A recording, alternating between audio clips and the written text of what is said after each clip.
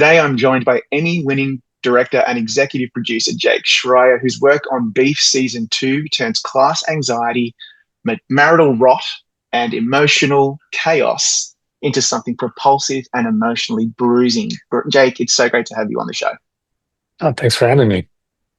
So, look, one of the things that really struck me is how this season plays as more of a slow burn than season one. And then by the finale, it's almost operatic without losing that bruised emotional reality. So, did you approach escalation this time with that kind of build in mind rather than just going bigger than season one? Yeah, I mean, it was something that was clear from the first time I read, the early drafts of episode one, that like it was going to be a slower burn this time. And, I think that we talked about that and Sunny knew we had to embrace it, and we weren't going to just kind of, he would never copy himself from season one anyway, and that we had to kind of take a different angle into this and that people would follow us along with that, especially like again with this incredible cast. I think what we talked about a lot is needing to make sure that there was a sense of kind of violence underneath this sort of comedy of managers that's happening, in the beginning where, that a lot of that came in with score. And I remember Sunny found these kind of horror temp scores that were actually very funny, where it's like something needs to let you know, like, we will get there. You know what I mean? Like this will be beef again. And I do remember actually like when we were doing episode 8 finally, and I think Oscar was sneaking around Troy's house, and I was like, oh yeah, this feels like beef, like these like kind of slow tracking shots where someone's sneaking and plotting things, and it's like, yeah, we haven't had as much of that this season. It's been kind of weighted in a different direction, but we did know that it was a place that we would go, and we sort of trusted that people would follow us there. But there is a kind of there are hints again, like in music, especially in sound design and a lot of the design of that violence to come, if that makes sense. It does. This was unmistakably beef, but it just felt like we were just tackling these themes in a slightly different way, but we end up in the same place very, very satisfyingly, I must say. I want to talk more a little bit about the visual grammar. So the season feels very alive to like class and social performance, not just bad relationships, but people trapped in systems of status and money. And so I was just wondering if that broader anxiety, did that change the way you approached the world visually compared to season one? It's a good question. I mean, I think that, certainly in the overall look of things, Sunny really wanted to switch things up, and like James Laxton came in this season and brought a very kind of different visual perspective and the way it's lit. And Grace, approached design differently, and Olga, her wonderful costumes. Like there is a major shift in the way the kind of design of the show feels and the look of it. I think in the grammar of the way it's shot, it's we mostly carried that over from season one, and that's something that like I developed this idea of kind of imbalanced coverage to enforce character perspective in season one. It's something that Sunny really liked and wanted to sort of pull into the season, and then the challenge just became the two of us sitting down because again, you've got four perspective characters now, if not maybe six, or you could even say eight. Like that's a much trickier thing to know exactly who to weight each scene towards. And there are times where we would say, like, as much as we like to favor one, we actually have to make it for both. But even then, I think maybe like a good example is, the scene where Ashley's texting in the opening episode and Josh is giving the speech where we had initially conceived of that. It felt like this is really Ashley's scene. It's her fear of being found out and her text messages that we have access to. And so that would generally mean we'd keep our cameras closer to her and we'd see Josh in these kind of longer lenses approaching her. But then in like rehearsing the scene, I mean, Oscar was so good at it in his own kind of insecurity where he actually isn't intending to intimidate her. He's hoping that she will kind of see some grace or mercy, to offer him was so resonant. Like I would just go check with somebody and be like, do we need to get both? And he's like, yeah, we should get both. But that doesn't mean the scene is then balanced. It means that then we also have the steady cam shot that is with Oscar, and then a longer lens shot of Kaylee. And so for sections of the scene, it's balanced in that direction, but you're always intercutting those kind of matched pairs of shots, like depending on whose perspective you want to be in. at a given moment. And again, this is all like very heady and very nerdy, and no one notices it at all, I'm sure. But the hope is that over the course of Yeah. time, you know, nor is it the most complicated thing. It's just like it's something that we can give every scene, even when you're in TV and you have to move quickly, where there is a feeling of like, oh, they're trying to show me something. There's something that feels different about this, or there's a sense of perspective put into it. Yeah, I mean, obviously, us as the audience, we're in the moment, we're in the story, but a lot of the stuff that you're doing is subliminal, and it really absolutely changes our sympathies and where our allegiances lie from scene to scene. And I find that so exhilarating. I just wonder, your relationship with Sunny feels very central to the show's voice, and you've both talked about treating each season like the next album of a band. I just wonder, what does that relationship like? What does it give you the space, I guess, to push into something new while still preserving the core language? What's that shorthand like between the two of you?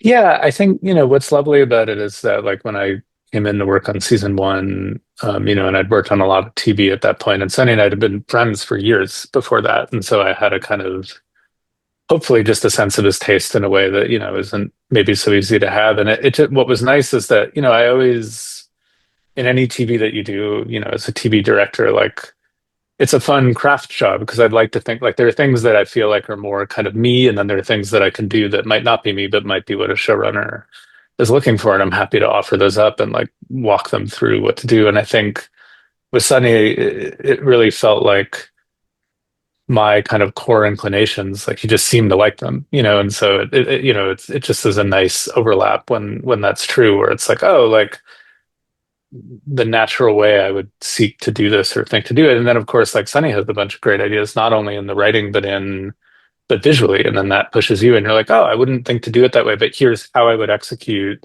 the thing that you're talking about.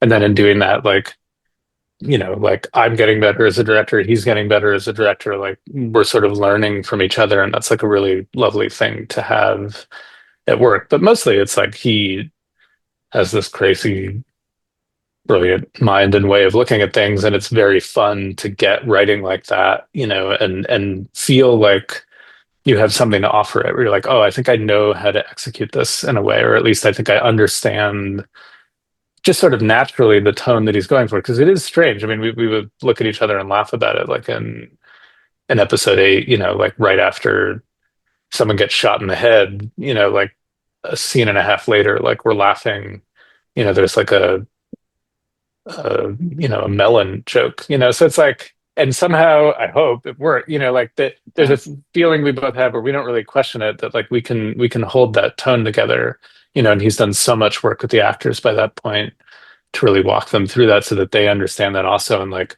what that line is, and that we're not really like playing for the joke, but the joke is kind of in what these people are doing to each other and in the way they're responding to that and what their insecurities and their weaknesses are. And so they don't have to lean into the humor, like it will come from just getting the beats right. Yeah, it's wild. Let's talk about that wild finale. It's such a good episode with that astonishing fight sequence at the skin clinic. I found it so smart that it was clearly born out of like cinematic ambition, but it never really stops being very specifically beef, very of this show. And because the violence is like chaotic and funny and stressful and kind of humiliating a little. How do you stage something that elaborate without letting it drift into, I guess, like generic action movie pastiche?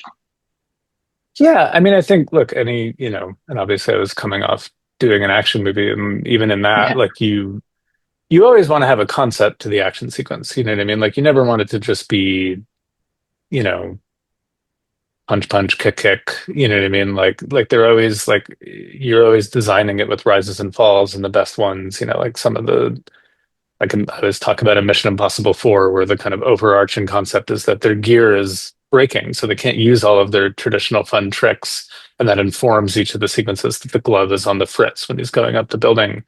Sonny had said, I think even before he had written episode 8, like at the very beginning of the season, if we were going to go to Korea, he had this idea of doing an old boy oneer in a Korean skin clinic and the skin flying around.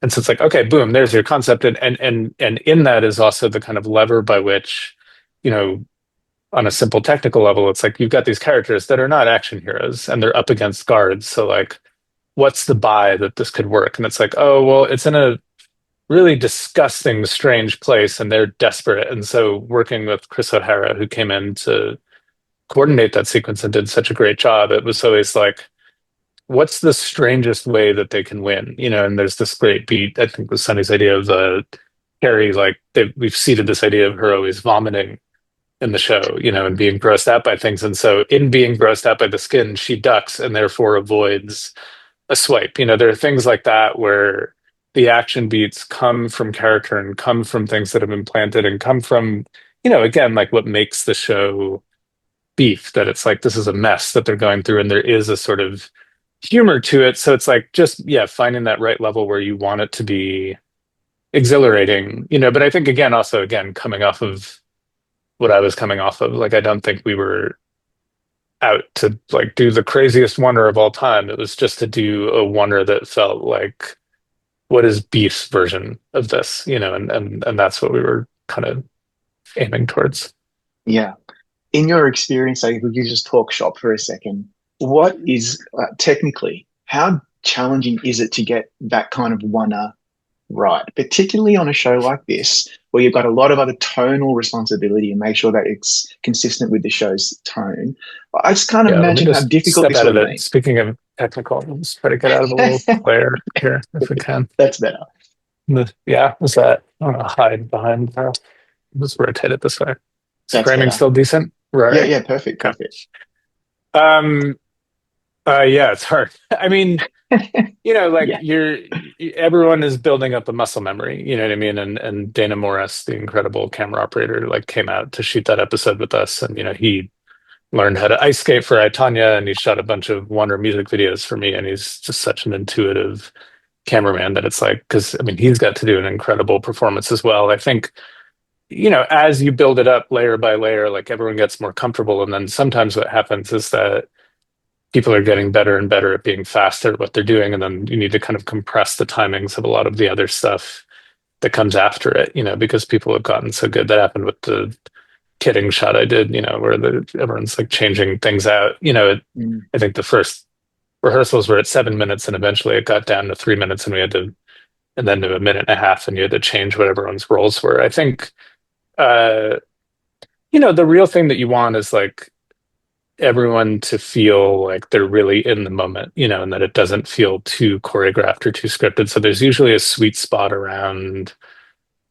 you know, if you usually do them about like 15 times, like 12 to 15 times, and maybe three or four of those are broken takes, you usually get it like between 7 and 11, you know, like 9 or 11, like around there, or maybe the final one. Like that's where it tends to line up. And, you know, yeah, every now and then some little part of it isn't going to be as good as some other part, but you know, you hope just kind of holistically the energy carries through. Yeah, absolutely. Cannot imagine how difficult it would have been as a layperson who has no idea how these But things work it's on also set. just I think it's really fun for the actors too, because it's like, you know, you Yeah. don't get to do a lot of things like that where like everyone feels really responsible to each other. You know what I mean? Like no one Mm. wants to let anyone else down because everyone realizes how much they're going through to pull this off. You know what I mean? And it's a physical thing. It's not easy to do over and over again. So like everyone really gets locked in and brings their A game, and there is this kind of real sense of fun and you know joy when you have it. Yeah, and of course it's very planned, but there's still that spontaneity. How exciting! Like that is a really exciting prospect, I think, for any artist or actor. It sounds amazing, and it really, really works in this episode. It's so good. The soul Yeah, maybe I would section say of like exciting by for everyone else and nerve wracking for the person like nerve-wracking because you for know you. I mean because this is the thing about TV. I think someone asked me like how many days was that? I was like, what do you mean? What do you mean? That was the first half of the day, and then we had scenes to do. You know what I mean? Like we You had can't spend work a to whole do. day on a shot like that. Yeah. No, So not at yeah. all, not at all. I was also thinking like the finale. It's really haunting that the finale refuses that simple satisfaction of winners and losers. The ending plays as repetition, echo, inheritance, and Ashley and Austin have climbed, but they've also been like stepping into the same trap. You've got that amazing Samsara overhead composition shot. Talk me through the ending and what you were going for there. Yeah, I mean, obviously, it all starts with what Sonny was going for, which is this very delicate thing, and he was very clear about it, and we talked about it a lot, and it was clear that it wasn't necessarily going to be the most obvious, or the easiest, most uplifting ending, but that it was what he wanted to say, and I think that that's what I would, any artist who gets the kind of capital that he got with season one. Like I want to see them take those shots and go for something that, it was something he was really feeling. And I think it's very personal to him. And so it was just, how can we execute that? And we sort of, obviously there's the kind of repetition of the shots of like where the couples find themselves, like the opening, that was all very designed, that the opening one or Mhm. would repeat, and the shots of them going to the cars, that was all matched. But then, initially it did just sort of end with Chairwoman Park, and we didn't have the Samsara shot at first, and it just felt like,